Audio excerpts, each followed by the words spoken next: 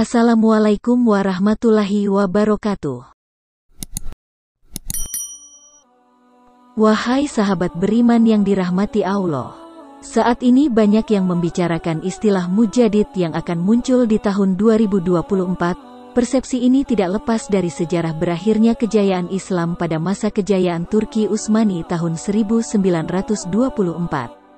Dalam penulisan sejarah Islam, para mujadid ini seringkali menjadi pembabakan masa keislaman, seperti mujadid pertama masa Khalifah Umar bin Abdul Aziz pada tahun 717 Masehi. Kata mujadid berasal dari kata bahasa Arab mujadu yang berarti seorang alim yang membawa pembaruan atau pembaharuan. Dalam budaya Islam, mujadid sendiri adalah orang yang mengembalikan ajaran Islam ke jalan yang benar ketika penyimpangan Al-Quran dan hadis dirasa menjamur. Mujadid bisa saja dari kalangan ulama, pemimpin, atau bahkan cendekiawan. Namun, yang pasti, mereka adalah orang yang berpengaruh besar dalam menegakkan agama Islam pada zamannya. Nabi Muhammad SAW menyebutkan bahwa setiap penghujung 100 tahun sekali, akan lahir seorang ulama yang akan memperbarui urusan agama yang disebut dengan mujadid. Hal ini didasarkan sebuah hadis sahih dari Abu Hurairah, bahwa Nabi Muhammad SAW bersabda, "Sesungguhnya Allah mengutus untuk umat ini pada setiap penghujung 100 tahun seseorang yang memperbaharui agamanya." Hadis riwayat Abu Dawud. Adapun ulama-ulama yang termasuk golongan mujadid diantaranya adalah pada abad ke-1 Hijriah yaitu Khalifah Umar bin Abdul Aziz, 63-101 Hijriah atau 683-720 Masehi. Disebut juga Khulafaur Rasyidin kelima. Beliau seorang khalifah dinasti Umayyah yang terkenal dengan kesalihan dalam keadilannya, imam tabi'in, penghafal hadis, dan terpercaya. Beliau diumpamakan dalam keadilan dan kelurusan akhlak dengan kakek beliau Umar bin Khattab. Selama pemerintahannya berhasil membebaskan rakyatnya dari kemiskinan sehingga tidak ada yang mau menerima zakat pada masanya. Para ulama menobatan Umar bin Abdul Aziz bin Marwan sebagai mujadid pertama dalam Islam. Pada abad kedua Hijriah, Imam Muhammad bin Idris Asy-Syafi'i, 150-204 Hijriah atau 767-819 Masehi, Imam Asy-Syafi'i merupakan imam besar, ahli fikih ternama, penghafal hadis dan terpercaya. Beliau pencetus ilmu usyul fikih, pembela sunnah atau nasirus sunnah, serta yang menggabungkan mazhab ahli rayi mazhab Hanafi dan ahli hadis mazhab Maliki. Pendiri mazhab Syafi'i yang bersumber dari Al-Quran, hadis, ijma' dan qiyas serta termasuk mujtahid mutlak. Para ulama berpendapat bahwa beliau adalah mujadid kedua dalam Islam. Sebagaimana yang dikatakan Imam Ahmad, pembaharu pada akhir 100 tahun kedua, Hijriyah, adalah Imam Asy-Syafi'i. Abad 3 Hijriyah, Imam Abu Hasan al-Asy'ari, 260-324 Hijriyah atau 873-935 Masehi. Keturunan sahabat Nabi yang terkenal kesalehan dan kejujurannya, yaitu Abu Musa al-Asy'ari. Pendiri Ahlus Sunnah wal Jamaah bersama Abu Mansur al-Maturidi. Ada lagi yang menyatakan bahwa mujadid abad ini dalam bidang fikih adalah Imam Ibnu Suraij, 249-306 Hijriah atau 863-908 Masehi. Beliau ulama ahli fikih yang sangat berperan besar dalam penyebaran mazhab Syafi'i.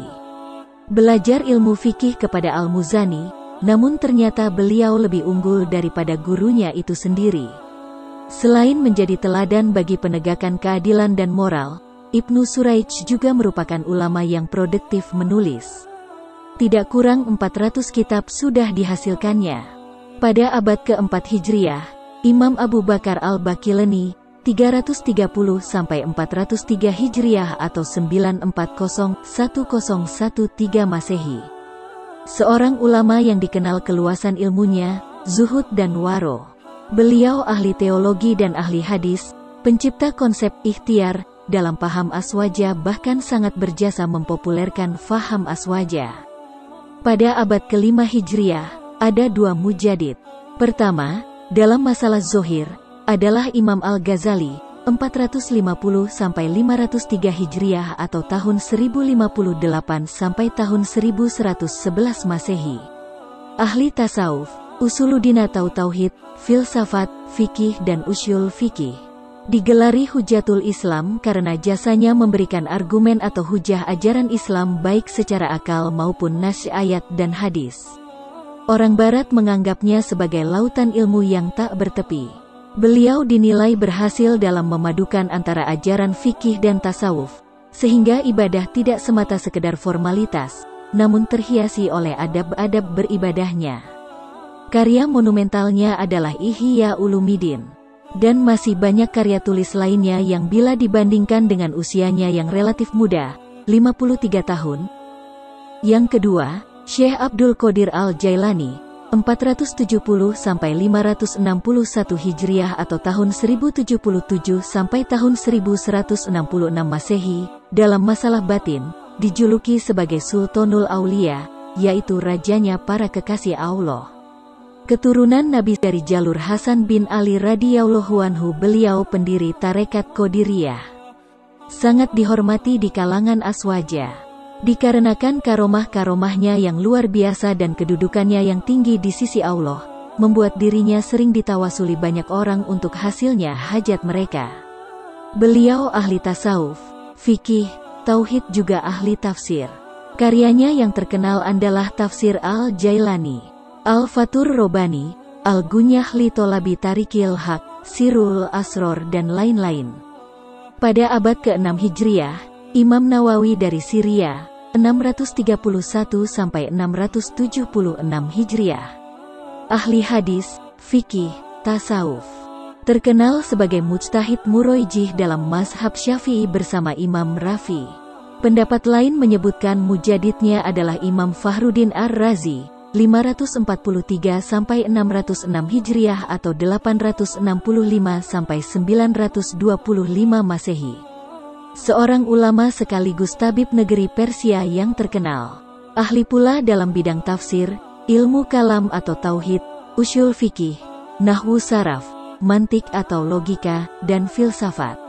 Berbagai gelar yang diterimanya dari publik antara lain Syekhul Islam, Fakhrul Islam atau kebanggaan Islam, Ta'ajul Muhaqqiqin atau mahkota para ahli hak, Imamul Mutakalimin atau pemimpin ahli tauhid, dan masih banyak gelar lainnya sebagai pengakuan atas kapasitas keilmuannya.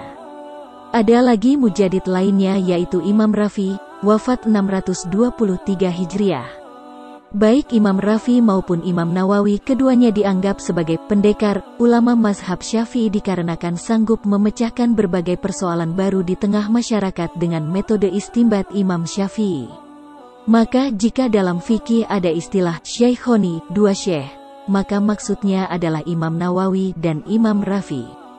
Pada abad ke-7 Hijriah, Imam Ibnu Daqiqil Id, 625–702 Hijriah atau tahun 1228 sampai tahun 1302 Masehi. Beliau ahli hadis, fikih dan usyul fikih. Terkenal kedermawanan, kezuhudan dan kewaroannya. Ada juga pendapat lain menyebutkan mujadidnya adalah Muhammad bin Ali bin Rojab, 795 Hijriah. Beliau ulama yang ahli fikih, hadis, tafsir, tasawuf dan sejarah. Terkenal sangat zuhud dan hidupnya penuh panutan.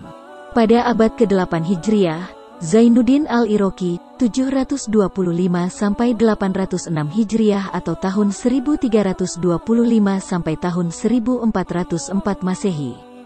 Ada lagi yang mengatakan mujadidnya adalah Sirajuddin Umar Al-Bulkini, 762 sampai 824 Hijriah atau tahun 1361 sampai tahun 1421 Masehi, seorang ahli fikih, hadis dan ulumul Quran. Keluasan ilmunya diakui oleh ulama besar seperti Ibnu Hajar Al-Asqalani yang menyatakan bahwa Al-Bulkini adalah salah satu keajaiban dunia dalam kecepatan memahami sesuatu dan kualitas dalam menghafal. Pada abad ke-9 Hijriah, Imam Jalaluddin As-Suyuti, 849 sampai 911 Hijriah atau tahun 1445 sampai tahun 1505 Masehi. Beliau terkenal sebagai ahli hadis, tafsir, ulumul Quran, usyul fikih, sejarah, tasawuf dan bahasa Arab, sehingga dijuluki ulama serba bisa. Gurunya lebih dari 600 orang. Dikenal sebagai ulama yang zuhud dan tawadu. Ada juga yang menyatakan mujadidnya adalah Syekh Zakaria Al-Ansari, 824 sampai 926 Hijriah atau 1520 Masehi. Beliau adalah ulama masyhur mazhab Syafi'i, ahli tafsir, hadis, qiraat, tasawuf fikih dan usyul fikih, nahwu saraf, balagah dan mantik. Gurunya lebih dari 150 orang. Pada abad ke-10 Hijriah, Imam Ibnu Hajar Al-Haytami, 909 sampai 973 Hijriah, beliau ahli fikih, ilmu kalam atau tauhid dan tasawuf. Ada lagi yang berpendapat mujadidnya adalah Imam Romli, 919-1004 Hijriah.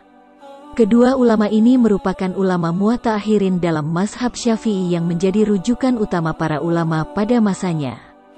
Pada abad ke-11 Hijriah, Habib Abdullah bin Alawi Al-Haddad, tahun 1044 sampai tahun 1132 Hijriah atau tahun 1634 sampai tahun 1720 Masehi. Beliau ahli tasawuf, bahkan diakui sebagai wali kutub di masanya, juga menjadi sultannya seluruh golongan Alawi.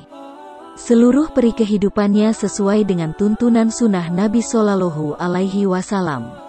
Karya-karyanya menjadi rujukan kalangan ahlu sunnah wal jamaah dalam bidang tasawuf, namun beliau lebih terkenal dengan ratibnya yang sering dibaca banyak orang yaitu Ratibul Haddad. Pada abad ke-12 Hijriah, Sayyid Murtado Az-Zabidi, tahun 1145 sampai tahun 1205 Hijriah atau tahun 1732 sampai tahun 1790 Masehi. Beliau ahli hadis, tasawuf dan pakar linguistik. Sayyid Az-Zabidi sangat gemar membaca, menulis, dan mengoleksi karya-karya langka ulama klasik, sehingga perpustakaannya banyak menyimpan karya-karya ulama terdahulu yang tidak ditemukan di tempat lain. Maka tidak berlebihan jika beliau digelari ulama literasi.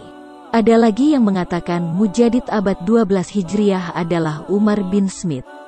Pada abad ke-13 Hijriah, Sayyid Ahmad Zaini Dahlan, tahun 1232 sampai tahun 1304 Hijriah atau tahun 1816 sampai tahun 1886 Masehi. Seorang ulama yang ilmu dan dakwahnya menyebar ke seluruh penjuru dunia. Sebagian besar ulama Nusantara memiliki sanad keilmuan darinya. Beliau pengajar terkemuka di Masjidil Haram yang gigih membela ahlu sunnah wal jamaah dalam menolak faham Wahabi. Beliau ahli di bidang tasawuf, sejarah, tauhid, balagahah dan nahwu saraf. Pada abad ke-14 Hijriah, Sayyid Muhammad Alawi Al-Maliki Al-Hasani, tahun 1365 sampai tahun 1425 Hijriah. Ulama ahli tauhid, ulumul Quran, ulumul hadis, fikih dan usul fikih, tasawuf dan sejarah. Telah mengarang lebih dari 100 kitab dan sudah diterjemahkan ke dalam berbagai bahasa. Dikenal sebagai ulama yang sabar, santun dan teguh dalam menyebarkan faham ahlu sunnah wal jamaah di Arab Saudi, sarangnya faham Wahabi. Banyak muridnya yang menjadi ulama terkenal di negara masing-masing.